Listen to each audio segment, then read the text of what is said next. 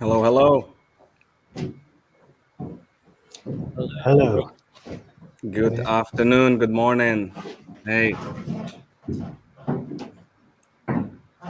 I believe we are good to start. So, very well welcome to everyone watching to us or listening to us, wherever you are.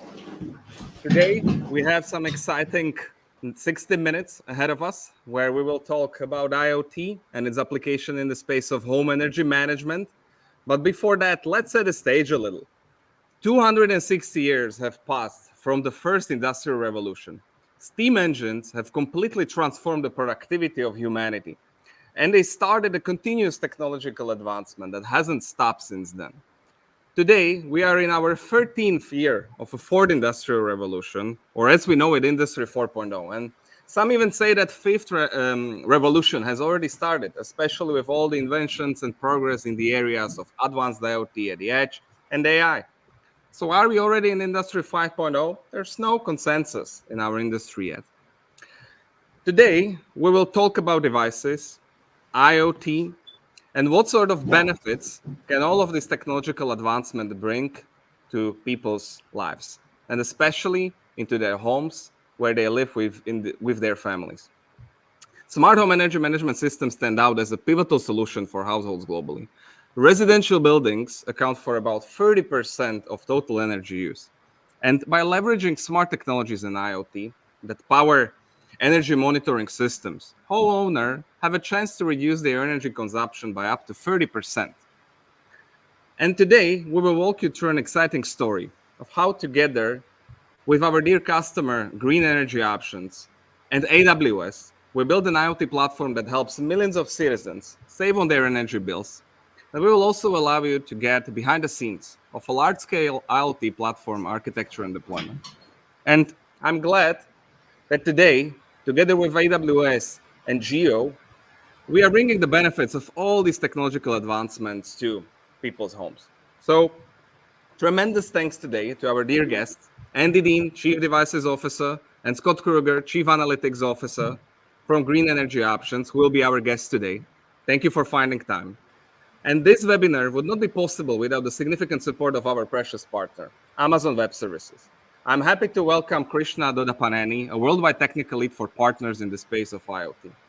And my name is Karol Gruling, AVP of Engineering in Ness, and today I will be your host. So sit back, relax, let yourself immerse with all of the IoT stories we'll be talking through today. We do hope that you will have a good time and that you will leave this webinar with a positive mind and potentially being inspired a bit, but also being taught some of the lessons learned, hearing them firsthand from some of the top professionals in the space of IoT. So before we start, please do not hesitate to use the comment section that is here in this webinar. Feel free to drop anything that you have ever been curious about when it comes to IoT platforms. We have an internal agreement that we don't discuss politics and religion here. So please, let's stick to the IoT and cloud topics today. Next slide, please. And for those of you who don't know Ness Digital Engineering, let me provide a quick overview for you. Who we are and where do we come from? Next slide, please. Ness Digital Engineering is a full lifecycle digital transformation specialist. We marry our deep product engineering expertise with a deep business domain expertise in four selected industry domains: financial services, manufacturing and transportation, media, entertainment and education, and technology and ISVs.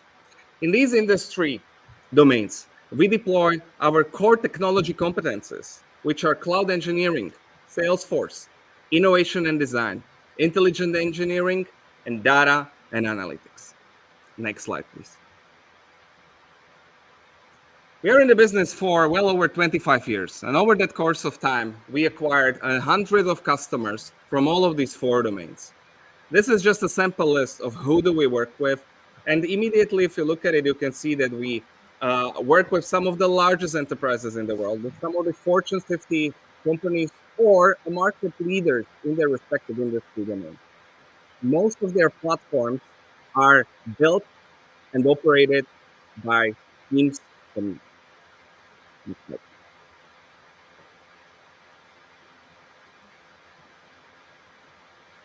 Can we go to the next slide, please?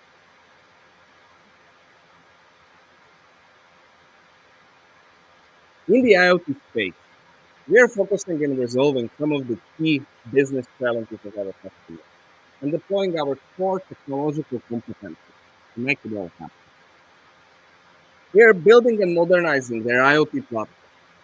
We are helping them establish their data strategy and build data warehouses that can be used as foundational layers for advanced capabilities, such as predictive maintenance or anomaly detection. They're trying to improve the accuracy of their existing systems and improve their performance. We are introducing real-time data processing and decision making through data streaming in order to improve their NPS or their ability to respond to issues.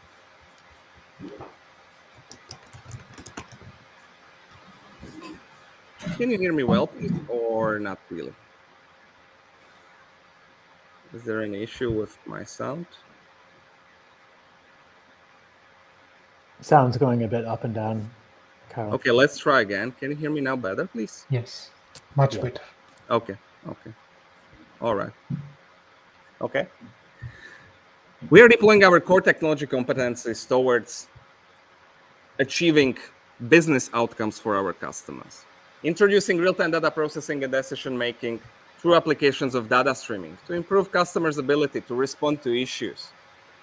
Improving real-time incident responding, alerting, or establishing a quality assurance frameworks for their fleet of devices, or even helping them modernize their APIs so they can stay competitive and be able to connect with the outer world.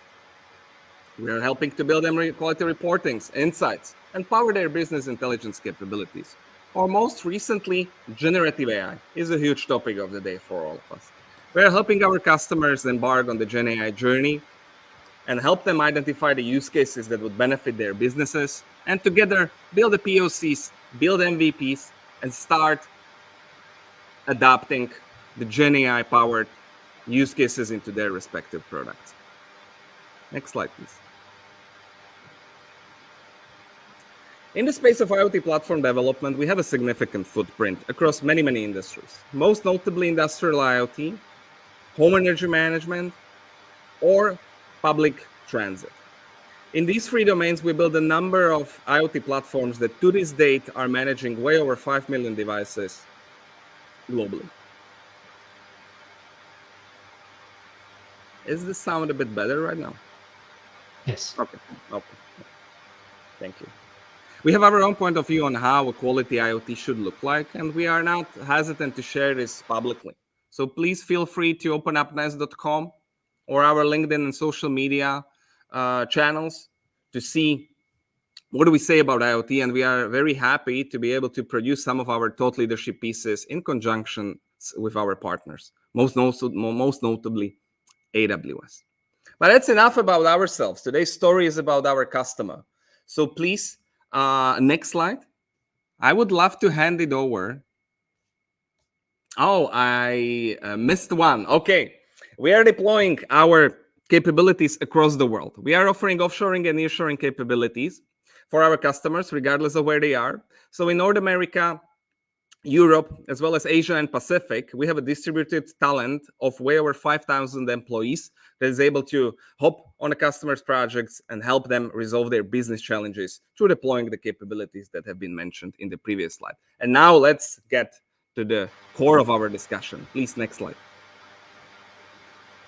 Let me hand it over to Andy Dean, Chief Devices Officer of Geo, to walk us through and introduce us to green energy options, and in particular into your device offering. Thank you. Thank you, Carol. Next slide, please.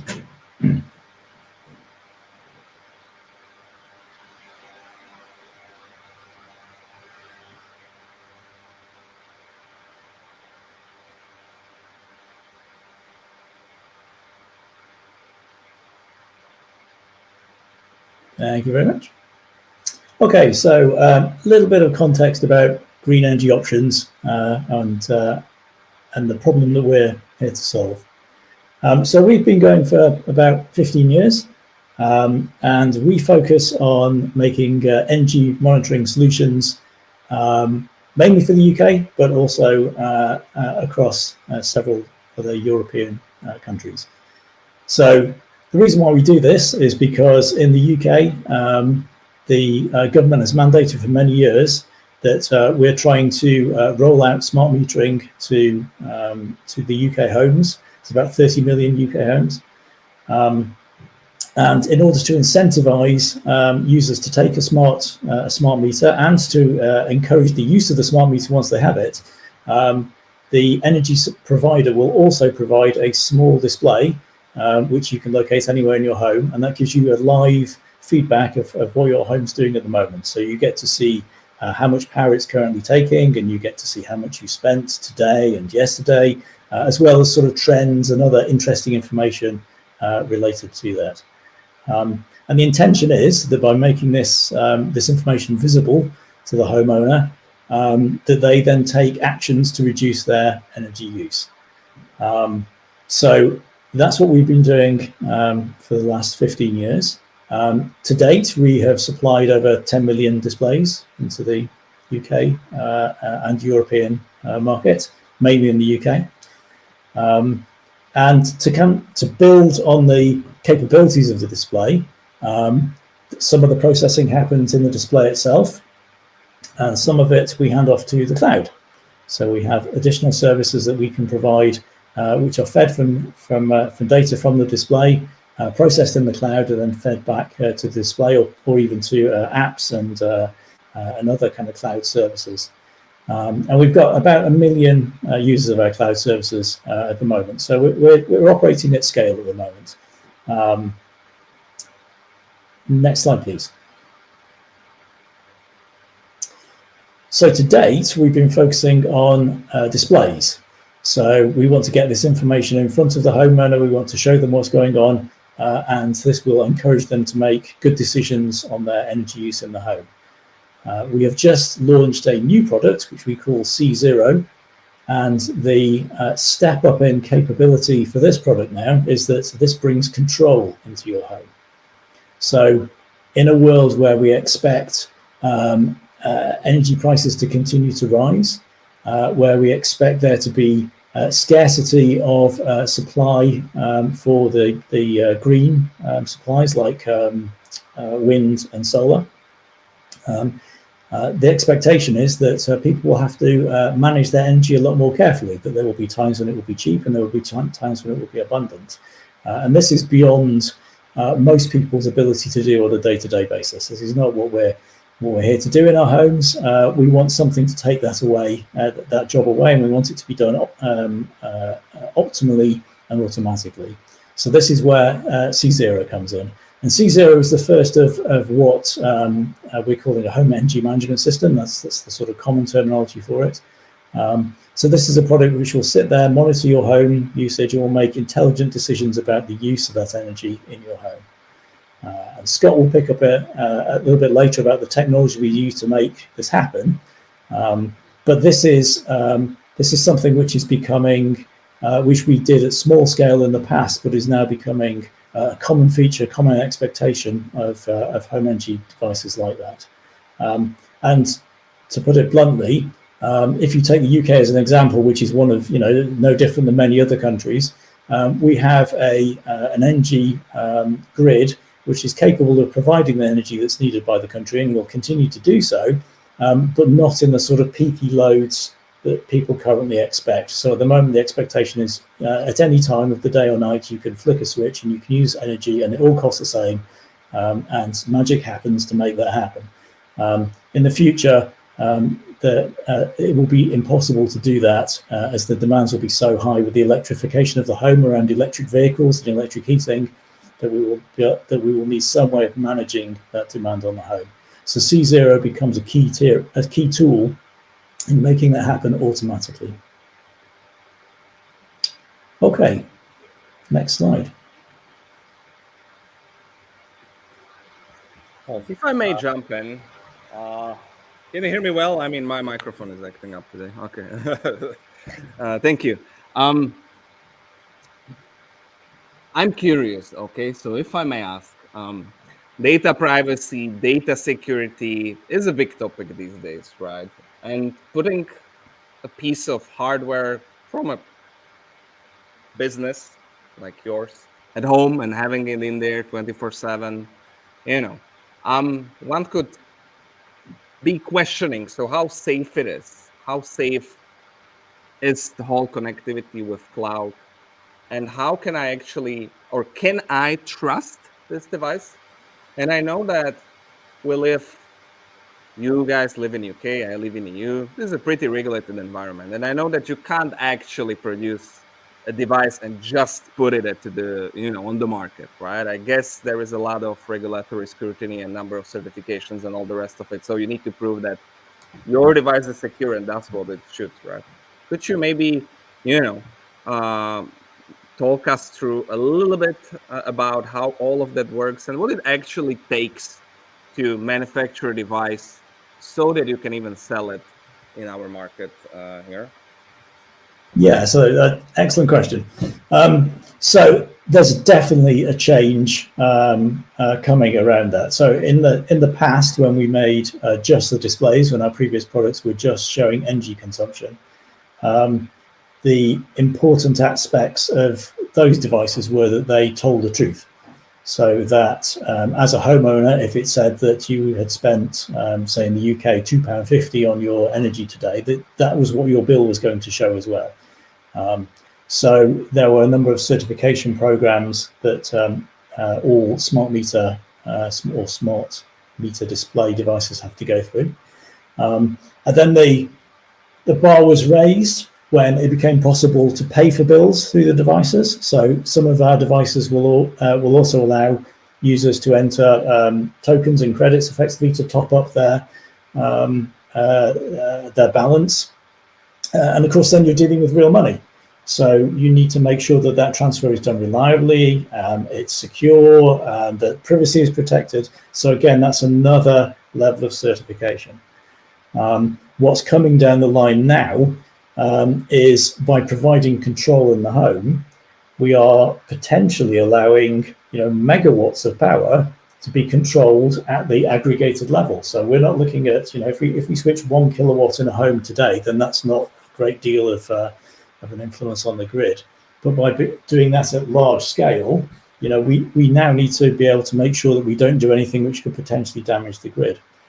And in the UK, there has been some recommended legislation which has advised on the best practice for building such devices. And as of, I think it was the 29th of April this year, but certainly a couple of months ago, some parts of that now have become law. So as a supplier of an internet connected device, an IoT device, we need to follow some best practice guidance and prove that we are doing so. And I only expect that to get harder and harder as time goes on. So we can see what's coming, and we want to make sure that as we move forward, we have good answers to all the questions around security and privacy and scale and robustness and all those kind of things that we are definitely going to be asked in the future. Thanks. I mean, that makes perfect sense. Doing IoT and manufacturing devices is extremely hard. Isn't there anything that you would, what's the hardest, right? Let's say that this C0, okay, there's a new product, and what's the hardest part in order to, to come up with the next generation of this kind of a device? What would you say in the whole product lifecycle is the tough bit, let's say? It's not an exciting answer, but cost is important. These are devices which energy retailers in the UK will provide to their customers for free. So as an end user, as a homeowner, you don't pay for this device. It's something that you get offered. So price becomes critical. And if you're going to provide a device which connects to the cloud, then there is an ongoing service cost to keeping that device running. And designing an architecture which not only scales but is low cost as well is really hard. It's not fair to say it's easy if we were to build this on a Linux box, but if it was a Linux box and the price of the internet connection or the cloud connection was not of an issue, then things would be a lot easier. But the fact we have to build to a price and we have to keep that cloud cost, the annual service cost, to an absolute minimum is really hard. Thank you. That makes perfect sense. Yeah. I mean, I do believe every single attendee of this webinar, including all of us on the call, will agree that cost is one of the top concerns basically across every businesses. So, yeah, thank you. Okay, let's get back on track. Let me hand over the word to Paul Negrilla, Ness engineering manager, who is working with Geo for a couple of years and was a foundational team member that established our cooperation with Geo. And I would really love to hear your story, Paul. How did we start it? How did we get into this position where we are right now, please?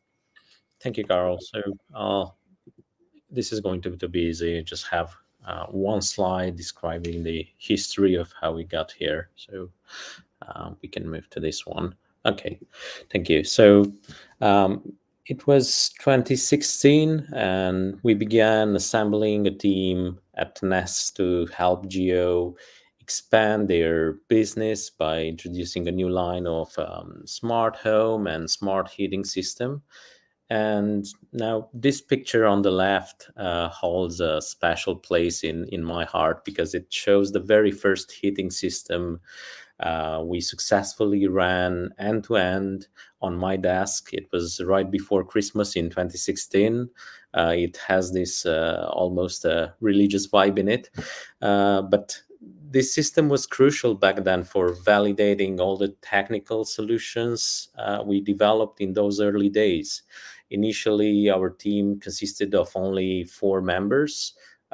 We had 3 people focused on cloud development and 1 firmware. And during the early days of cloud, IoT, and smart home technologies, we faced the challenge of adapting the existing infrastructure to integrate a lot of new sensors, actuators, and cloud connected devices. Now, these sensors communicated using custom radio protocols, and we needed to ensure reliable cloud data updates, whilst supporting remote fleet management and, of course, over-the-air updates. And as Andy mentioned before, everything was done with cost in mind, which was very challenging back then. Now, things moved incredibly fast. I cannot believe it's been almost 8 years. And from here, and we've gone through more than 20, maybe 30 different products, devices since then. And the team in Ness adapted quickly to Geo's needs. We got smart metering, infrastructure, data science, QA, cloud experts in the team from Ness's tech force whenever the challenges ahead required it. And today, our situation looks entirely different.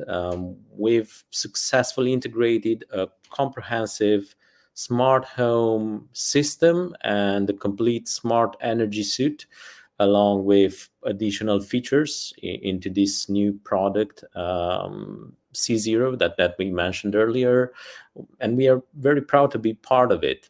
Now, as you can see in this image on the right, in our Ness offices, we now maintain several test farms that connect to Geo's devices and to real-life smart meters and smart grid components. Now, these are the same meters found in British households, each connected to phantom loads. This setup now allows our Ness engineers to create and monitor real-life scenarios 24/7 from the cloud down to the actual physical states on the PCBs. And maybe it's worth mentioning that we now have an AWS certified cloud team, and we migrated to managed and containerized solutions wherever this was possible. Our devices are among the very first to receive a Matter certification, eliminating the need for multiple incompatible IoT stacks in people's houses. And I think to sum it up, just as our devices now communicate in this unified modern language, the Ness and Geo teams have broken through the limitations often seen in standard outsourcing relationships. And we have evolved into a partnership that truly fosters and encourages this technical innovation. So I think that's really the team that we have today. Not sure if we should cover any questions now or at the end, but this is really where we are right now. I love how I visited your office a month back, and I love how you have these smart meters like literally all around the place. That is really exciting, and you turn your whole office into a test lab, which is fascinating. And I love the story as such because it's a journey.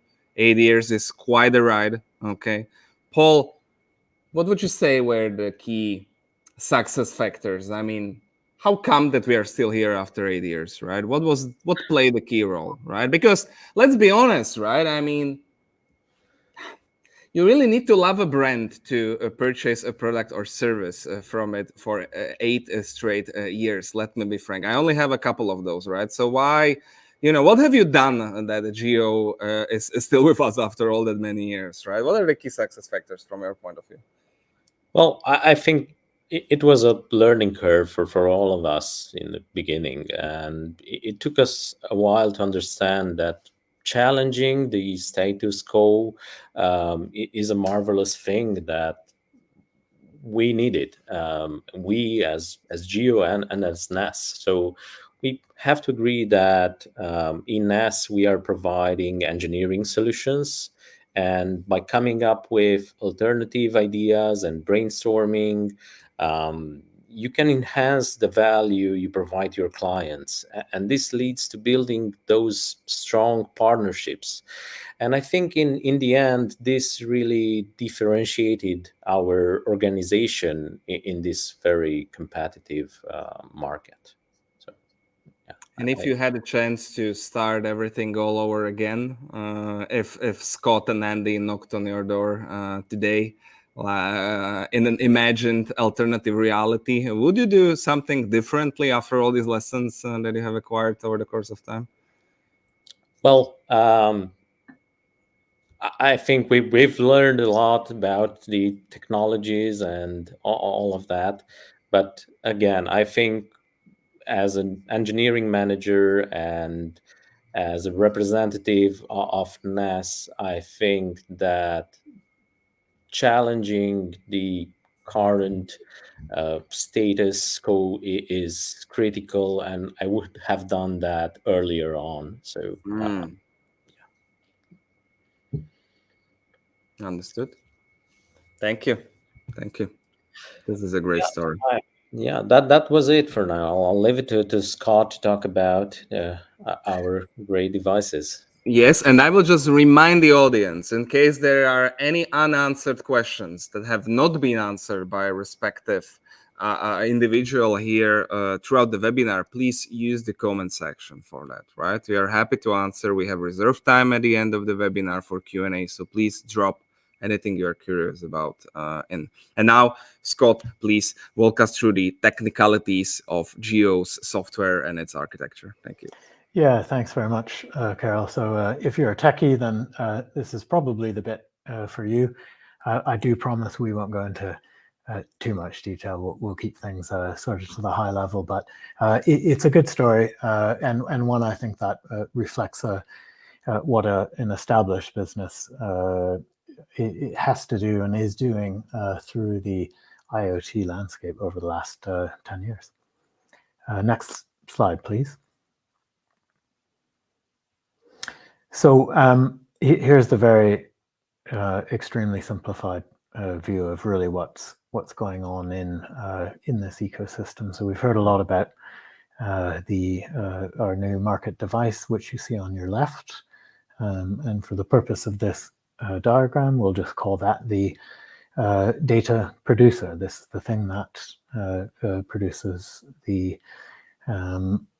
The energy readings passes on things from your smart meter and is putting those into the cloud, which we then see in the middle of this diagram.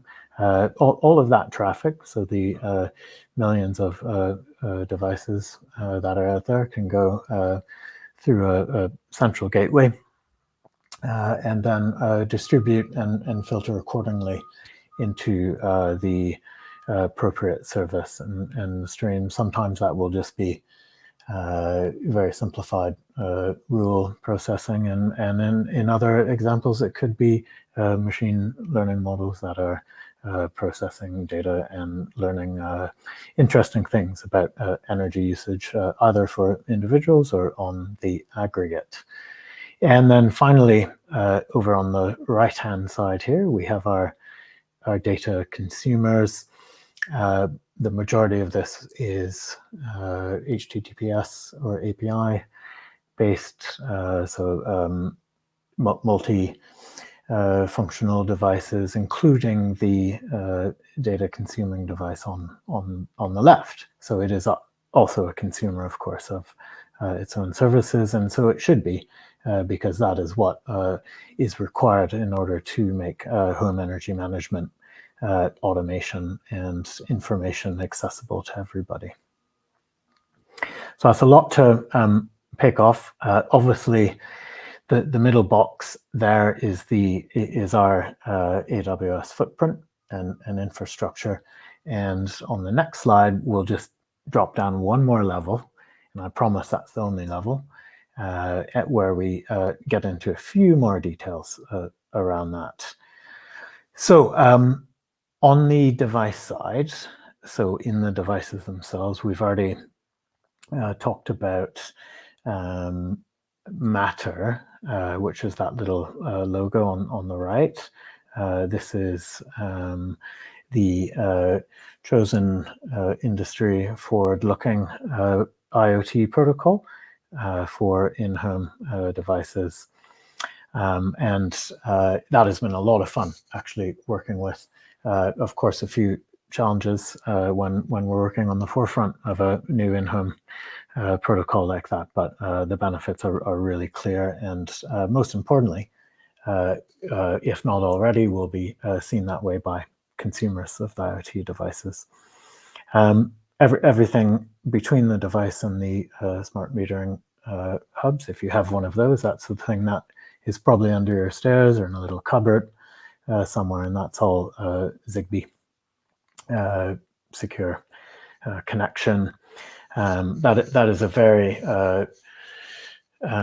trusted and consented sign-up process at the very beginning. When you get a smart meter, there are very few devices that actually can make a connection to that, and this device is one of those.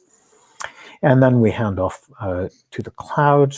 So let's just look a little bit at that. We operate both stream and batch processing models, but we're set up to have really just a couple of ingestion patterns. One is for more stream-oriented data, and then another supported for secure batch file processing for data that comes from meters or meter data aggregators themselves. We then store that data into AWS services. The core stack for that, everything is, of course, migrated over time into Kubernetes, and then we generally will choose the right tool for the job. Hopefully that is a pretty common concept for anyone in the audience. So we'll have specialized services and backends for the workloads that we need to do there. Mainly relational, and then columnar, and then just good old object level store, which is has really improved over the years for other workloads around batch processing and machine learning. There's messaging and queuing in there, And then for more high frequency applications, we have Java in the ETL sort of zone, and then lots of Python code for analytical and machine learning applications. And then finally, there's the logging, monitoring, and alerting, all the things that are necessary for operating a cloud at scale and making sure that we have reliable services that couple with the devices and offerings. Last thing for me on this slide, the picture you're seeing on your right, this is a real example of what's called energy disaggregation. This is a breakdown of what appliance classes or categories are doing inside the home based on the smart meter reading data. So that's a very good real-world example of machine learning apps and the output. And the impact that has is it informs people what is actually going on in their home and immediately tells a consumer how and where they can make some differences to reduce their energy and carbon footprint and cost footprint as a result of that. So it's very, very useful. We got some great feedback from all of the customers out there who have seen that before. Next slide, please. Okay, so this is really our big opportunity, and again, Carol already asked the question, but what is a big challenge when you don't have the luxury of doing it all again, and you actually are running a operational system at scale? Then your only opportunity or choice there really is to keep evolving. So we are continuously looking at ways to maintain our quality of service, but also advance and adopt the movement that has happened in the industry. So a lot of what we just saw on those technical detail slides, it is a big space of advancement. And there's been a lot of very good work that cloud providers, other open source projects, and managed services are filling in that blank. And our big opportunity here is actually just to keep going with that, to simplify, to unify, to address some of those costs, to lower the operational overheads of doing what's most important to us, which of course is automating energy management in people's homes. So thanks, that's it from me on these slides. Scott, your title is Chief Analytics Officer, and you kind of showed a picture, a real example of the distribution of an energy spent within a household. I mean, over the course of time, is there any interesting insight that you came to, looking at where the energy and electricity is spent across the households in, Europe and UK? I mean, what's the biggest, place where we waste our energy, right? Is there anything you can disclose, right? Anything fun you identified from the data? You're after some fun facts. Well, yeah, actually, you don't have to go too much further than customer testimonials, and we actually have had some interesting feedback from customers. So we had one example where somebody had left a portable jacuzzi or hot tub on without knowing it, and our anomaly detection service spotted this.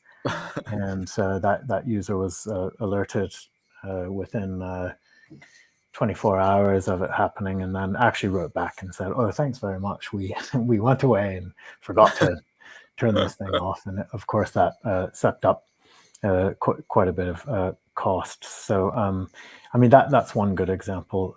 We've also had really interesting patterns of detecting appliances, for example, that might be have a sudden change in their behavior or pattern that really stands out. And again, that can be a very early indicator that something isn't operating as it should be in the home, and then that can be flagged, and a user can become aware and make the decision themselves of what to do about that. So a couple of snippets there. And in the beginning of today's session, even though my sound was a bit distorted, I mentioned that in this recess, okay, the publicly available information that households can achieve up to 30% of a cost reduction. Have you been ever trying to quantify, like, what's the average kind of saving that the household can obtain by utilizing a solution of yours? Is it even possible? Yeah, it's a great question, actually. It's one in which we do have partners independently do their own studies on that, and everything has been quoted between around 6% to 18%, depending on what products and services they're using, of course. Anyone who's been using a independent or traditional thermostat, for example, who moves to a smart thermostat, right away there's just a massive saving in energy usage if you're, in that case, electrical heating, or if you're a mix of gas heating, then having even a gas powered boiler that's on a thermostat as well. So there has been really there's been a lot of good independent validation of that, Carol.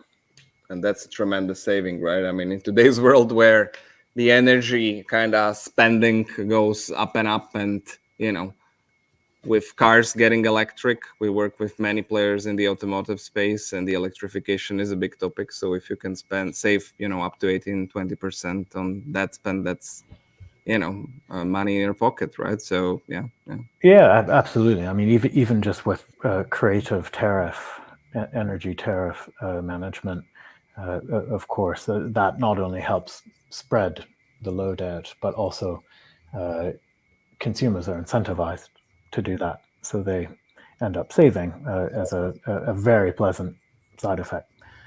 So everybody really is benefiting from that kind of technology. Love it. Okay, I should get one, I guess. Let's take this offline. Okay, yep. Let's get back on track. Can we get slides, please? Thank you very much. And now I would like to kindly request Krishna from AWS to walk us through what's going on in Amazon Web Services when it comes to IoT. What's your point of view on what you heard from Scott today? And yeah, where is it all going? We are super curious. You are, you know, one of the trendsetters, let's say, in this industry. So certainly we are really keen to hear where is it all going. Krishna, please. Thank you, Carol. At AWS, and especially when involving IoT, we always start the discussion with one simple question. If you knew the state of everything and you could reason on top of the data, what problems would you solve? If you look at digitizing things, from light bulbs to industrial manufacturing equipment to smartwatches, it is the next step towards digital transformation. As we use connected home devices continuously to grow, more and more data is being pushed to the cloud, where the latest IoT and machine learning technologies are enabling new innovations in connected home applications. Now, this is where AWS comes in. AWS IoT helps connected home device manufacturers easily, quickly, and securely build differentiated connected home products at scale. Now, in the next few minutes, I'm going to talk about how AWS IoT helps customers across the globe understand their business operations better, make intelligent decisions faster, and also build new services and business models and strengthen their customer experience. Next slide, please. If you look at a typical smart home design built for scale and efficiency, AWS makes it easy to securely connect virtually any device to the cloud, whether the device is powered by a microcontroller or a microprocessor. For microcontrollers, customers can use FreeRTOS or the CSDK to easily connect their devices And when they're looking at microprocessors, customers can use a Greengrass or AWS IoT SDK to connect securely to AWS IoT Core. I'm going to walk through each of these services that you see here so that the audience can understand clearly how AWS IoT work. And I believe all these services are what Scott presented in a very simplified architecture. AWS IoT Greengrass that you see on the gateways here is an Internet of Things open source edge runtime and a cloud service that helps you build, deploy, and manage device software. Greengrass extends AWS IoT to your devices so they can act locally on the data they generate while still taking the advantage of the cloud. It lets you build quickly and easily intelligent device software. It enables local processing on the data that is being generated on the edge without sending to the cloud, helps you with data management, helps you with machine learning inference as well, all on the edge. And it also offers pre-built components to accelerate application development. We also have a lot of different cloud services that are pre-integrated readily with AWS IoT Greengrass. For example, for data and telemetry inputs, we have IoT Core, which makes it easy to use AWS, and Amazon services like AWS Lambda that I saw on the architecture Scott presented, Amazon Kinesis, S3 for storage, SageMaker for building your machine learning models, Amazon DynamoDB, CloudWatch, CloudTrail, and QuickSight. For home automation especially, Alexa voice skills to build AWS IoT applications that gather, process, and analyze and act on the data is also used. Now, I spoke about AWS IoT Core, and if you see under data ingestion, you see a green box called AWS IoT Core there, which helps you connect devices to AWS services and other devices, secure data integrations, and also process the data upon acting on it. Now, with the help of a rule, you can connect to IoT events.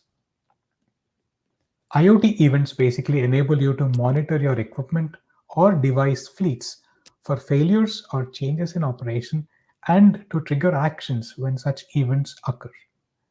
It continuously watches your IoT sensor data from devices, processes, and applications, and also other AWS services to identify significant events that you can take actions upon. And then you see Amazon Kinesis video streams below that offers an efficient, cost-effective way to connect to IP cameras on customer premises. With Amazon Kinesis Video Edge Agent, you can locally record and store from the cameras and stream videos to the cloud on customer-defined schedule for long-term storage, for playbacks, and also analytical processing, all on your edge. The next layer includes device management and device defender. Now, device management basically helps you to register, organize, monitor, and remotely manages your IoT devices from the scale. So essentially, once you deploy them on the edge, you can manage them through the cloud efficiently. Device Defender now keeps your fleet secure. Firstly, it audits the policies of IoT associated with your device to make sure that they're not deviating from the best security practices. And then it alerts you if something is not compliant. And finally, we have IoT Analytics that simplifies the difficult steps required to analyze massive amounts of IoT data without the cost and complexities that are usually involved in building an analytics platform. Okay, that was a little loaded slide. Next slide, please.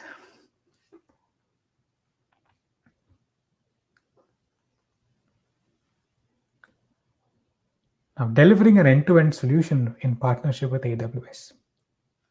In this discussion so far, we've clearly understood how Ness, our system integrator partner, have helped Geo to build an end-to-end platform. If you are a partner or a customer in this room and want to fit into this ecosystem, there are a few things we can help you here with. From a hardware perspective, there are first-party, second-party, and third-party hardware available. And then we also have connectivity service providers. And then we have cloud middleware from AWS, essentially that we saw in the previous slide that brings and orchestrates everything. If you are a hardware provider, we also offer device qualification process where we test your hardware for AWS IoT services and ensure that our services are compatible with your hardware. And once that's done, we list it in our device catalog.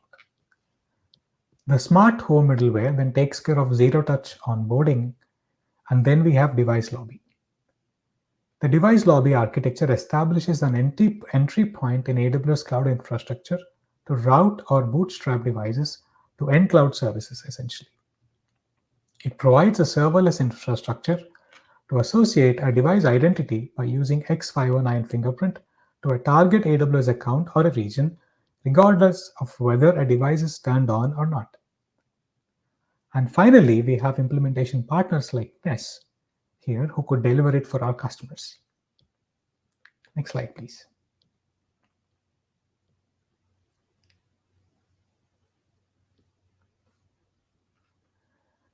Next, we have energy systems, an example to show control the core components from energy generation to storage and its consumption. AWS accelerates the energy transition for our customers through practical innovations that enable organizations to deliver energy efficiency, reliably, and responsibly. Through cloud technologies and new AI-driven solutions based on advanced analytics, artificial intelligence, machine learning, Internet of Things, and edge computing, along with high-performance computing, by next-generation connectivity solutions, AWS is now supporting organizations with device management, data management, demand forecasting, emission monitoring, predictive maintenance, and production optimization, along with renewable energy development. These are some areas we are helping our partners and customers with in the areas of energy systems. I hope I was helpful in bringing how AWS and its technologies and its services helps partners and customers in energy space.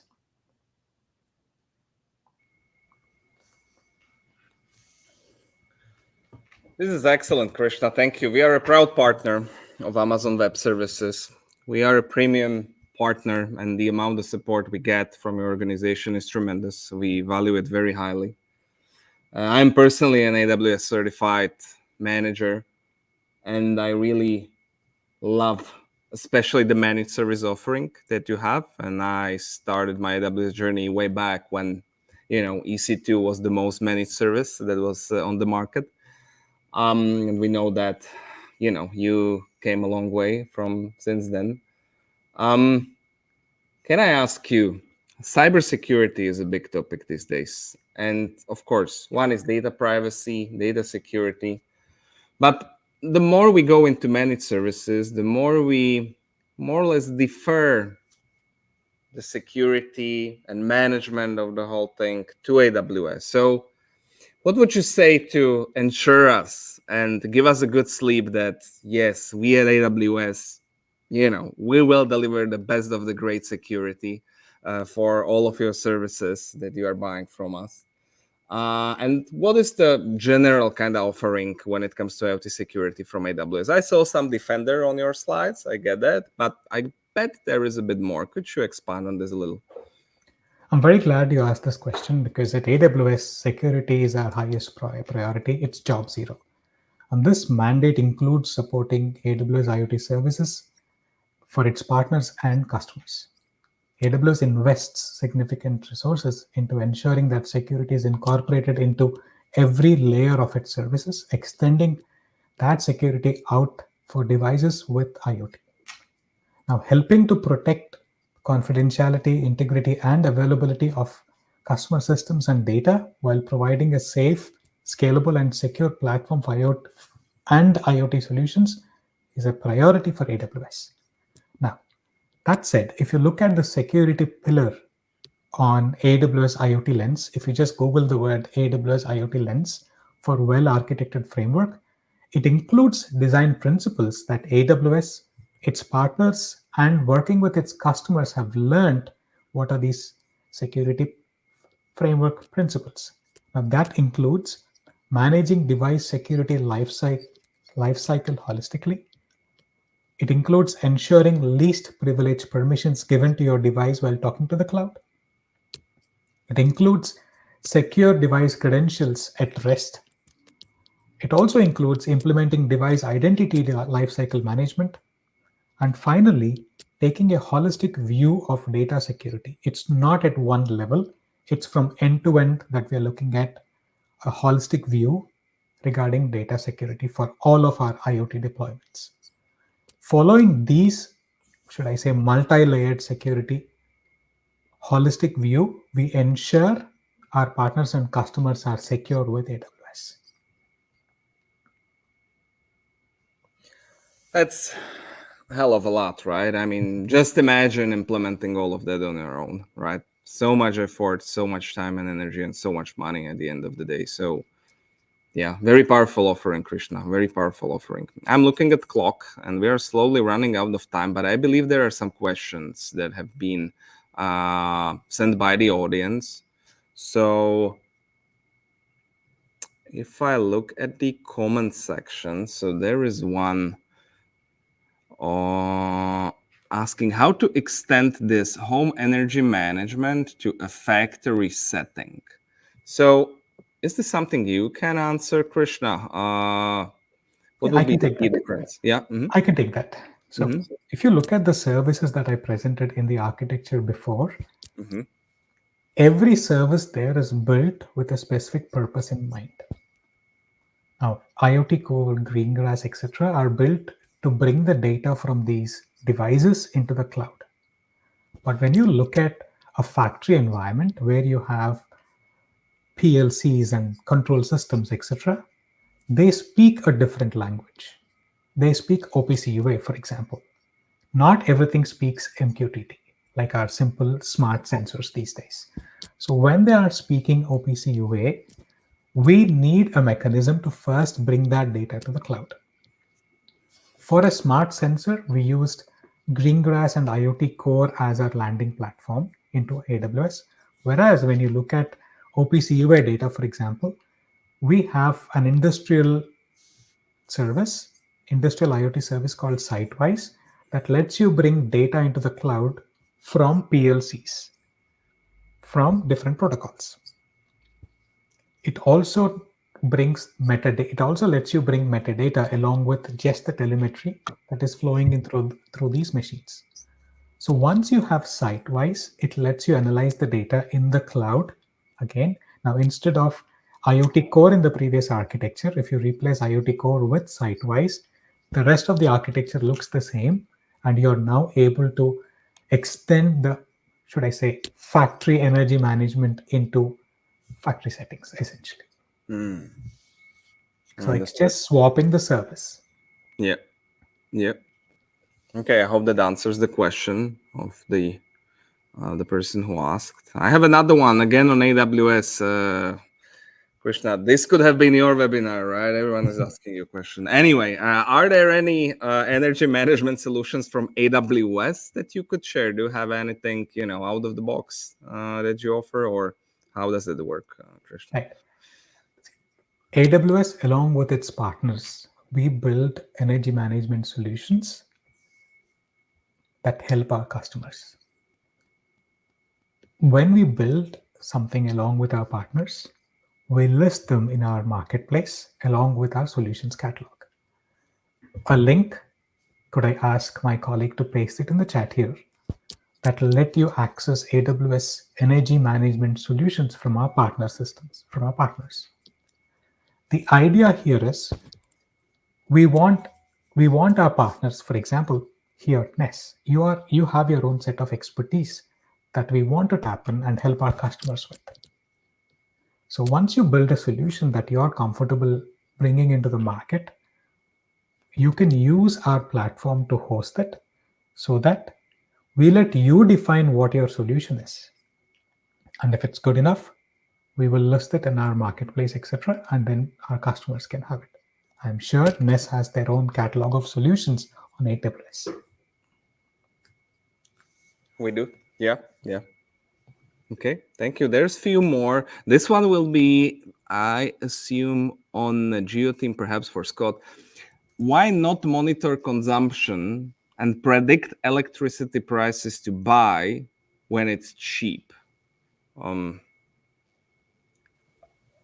Scott, is that how it works? Or Yeah, so if I understand the question, I think there might be two elements here. One is predicted energy consumption, so not what we're using right now, but what we might be using tonight or over the next week or month. And I think if that's what's meant by that question, then yes, that is a very active piece of information or data that is already used in grid management and the distribution of energy. I think one of the big missing links really is actually then turning that back around into a more personalized tariff or something that incentivizes the domestic home user to benefit from some of that forecasting, to benefit from a cheaper tariff. So one thing that is very challenging in this space is that it requires good cooperation and very tight communication between all the secure systems involved, all the way from energy production to consumption in our homes. But rest assured, there is a lot of work going on in this space. We as a home energy management provider are a player in that, and that's exactly one of the things that we're setting out to do, to actually remove any of that friction from you and just have it automatically applied and happening for you. I hope that answers the question. Yeah. There's one more, and I will try to rephrase it a little. So, how does an IoT energy management work on gas and electrical heating system? Can you elaborate a little bit on this? How does it work? Is this what you support as well? The question is about UI and UX design, but I assume the question is more on the front, like, what sort of offering do you have, and if I want to install it at home, what do I need to do? I guess. Yeah, I can take a bit of that one. In fact, the UI UX is actually really relevant, because those are obviously two different fuel sources or energy sources that are coming into the home, and provided those are metered, which they should be, and then provided that those are smart metered, then we should be able to make use of both of those different fuel types and then offer every single data-related service by fuel type. So that is another aggregation parameter. And to tie this right back to the UI and UX, those things should be represented individually so that users and consumers understand. So if you can always put users in the loop here as well and ask questions. It's not always easy to infer if someone has a gas boiler or an electric boiler, or maybe a combination of fuel, electric underfloor heating, some electric water heating, but then some gas cooking and so on. So the more you engage with the end user, then the more you can infer, and the better your data processing output will be. But yes, really, really important.